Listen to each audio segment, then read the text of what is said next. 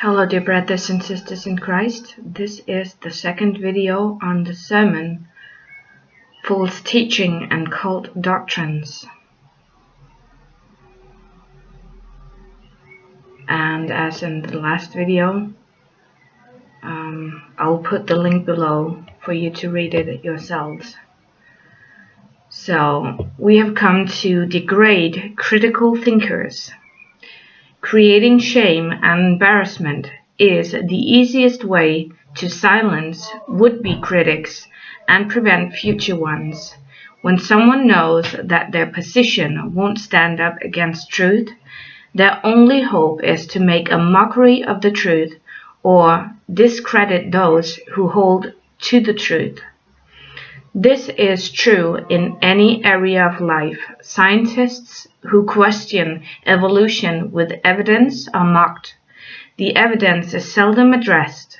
Instead, it is easier to make a mockery of those who question their beliefs and then label the evidence as unreliable because those presenting it are not credible. What happens to a whistleblower who exposes fraud or abuse? Oftentimes, their careers are destroyed and reputations ruined by those in power. They hide the evidence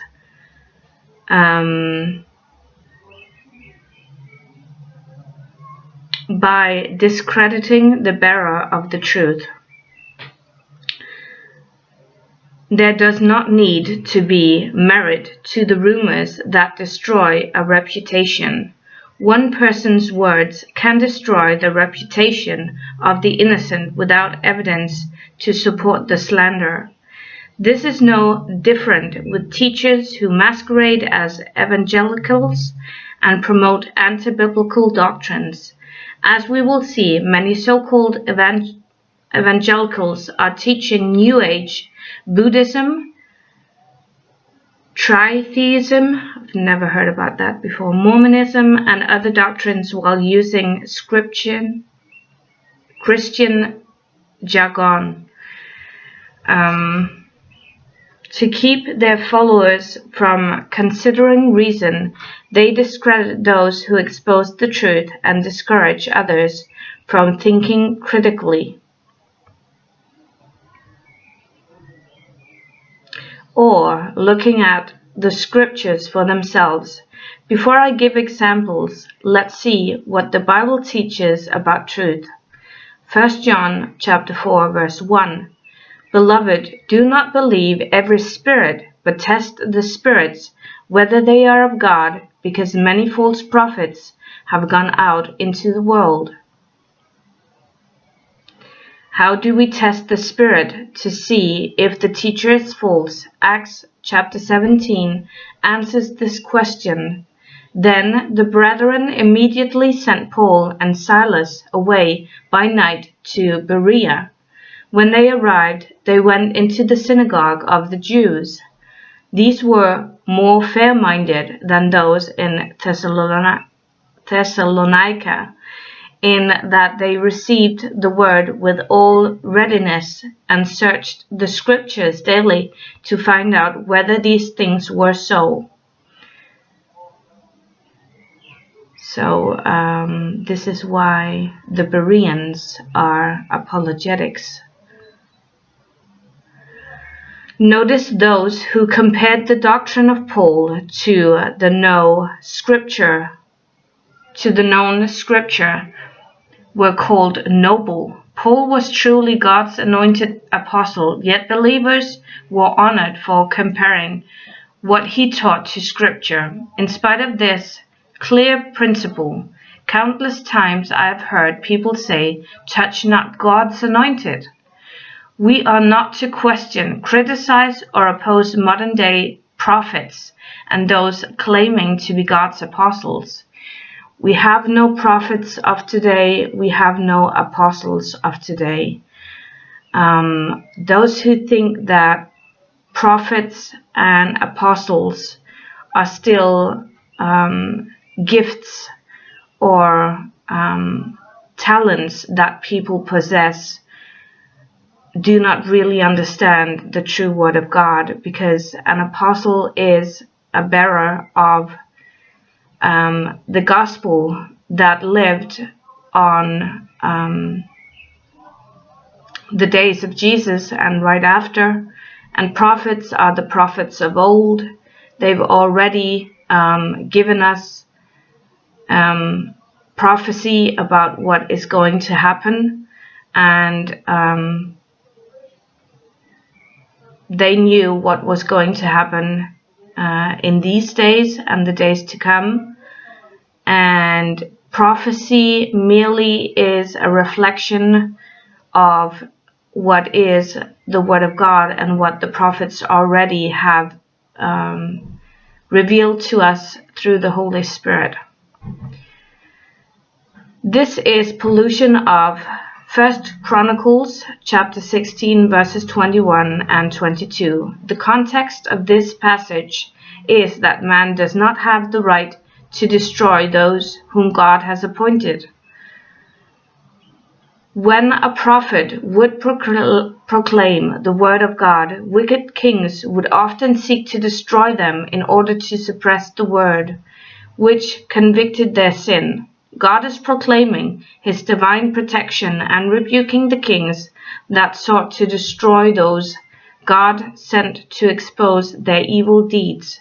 This does not mean that you cannot question those who call themselves prophets, but whose teaching does not line up with the already revealed Word of God. The revealed Word of God is wholly inspired by the Holy Spirit, and it is from the first word until the last word everything that we need to know. He has revealed everything. God is not going to reveal new stuff, but God is going to reveal things that line up with Scripture so that we get a bigger understanding of the Word of God.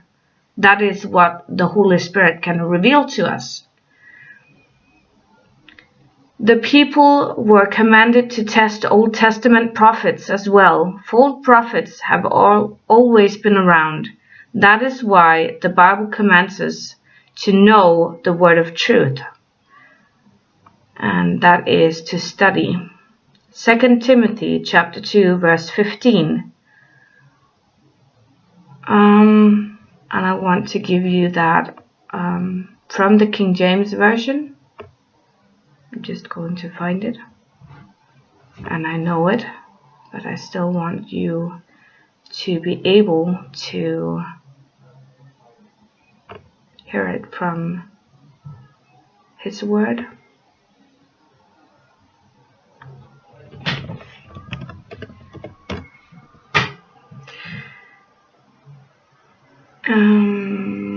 I think it's 1 Thessalonians, maybe. No, I'm doing something wrong here. Timothy. It was Timothy.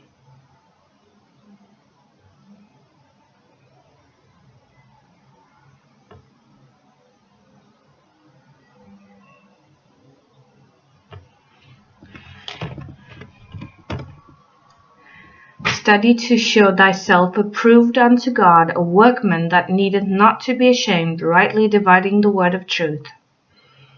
And this is to be grounded in the word, to be steadfast, to be faithful, to love Jesus as He loved us first. Because He loved us first, we are able to love.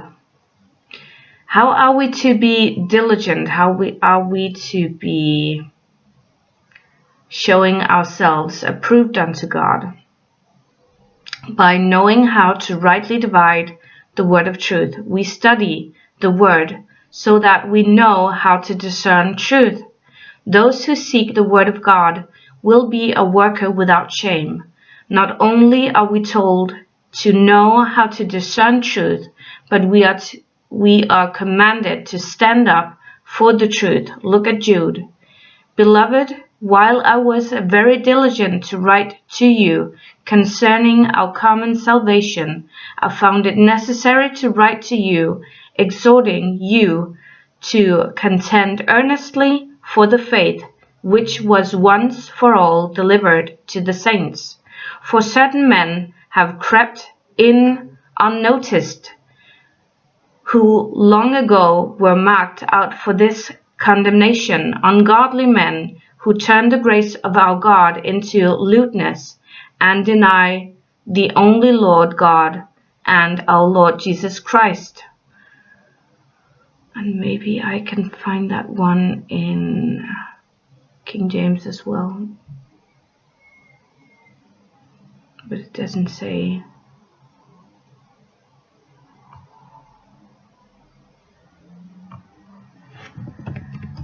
I'm going to find out. Sorry. I have to stop this video now, so I'm coming back to you. Bye.